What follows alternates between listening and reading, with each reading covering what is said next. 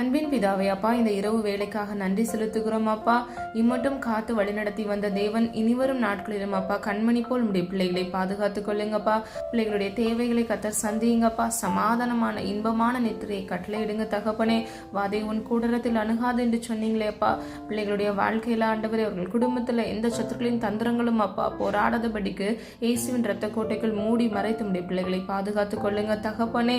அது மாத்திரமல்ல, இரவில் உண்டாகும் பயங்கரத்திற்கும் பகலில் பறக்கும் அம்பிற்கும் இருளில் நடமாடும் கொள்ளை நோக்கியும் பயப்படாதிருப்பாய் என்று சொன்ன வசனத்தின்படி உடைய பிள்ளைகளையும் அவர்கள் குடும்பங்களையும் ஆண்டவரை எல்லா கொள்ளை நோய்க்கும் பிசாசின் தந்திரங்களுக்கும் அப்பா தப்பிவித்து பிள்ளைகளை இயேசுவின் வல்லமுள்ள நாமத்தினால் பாதுகாத்துக் கொள்ளுங்க தகப்பனே. காலையில் எழுந்து ஜெபிக்க கத்ததாமே கிருபை செய்யுங்க. அதிகாலையில் உம்மை தேடுகிறவர்கள் கண்டடைவார்கள் என்று சொன்ன வசனத்தின்படி உம்மை தேடி அப்பா உம்மை துதிக்க உம்மை ஆராதிக்க கத்ததாமே கிருபை செய்யுங்க. ஆசிர்வதிங்க, பொறுப்படுத்திக் கொள்ளுங்க. இயேசுவின் மூலம் ஜெபிக்கிறோம் பிதாவே, ஆமீன்.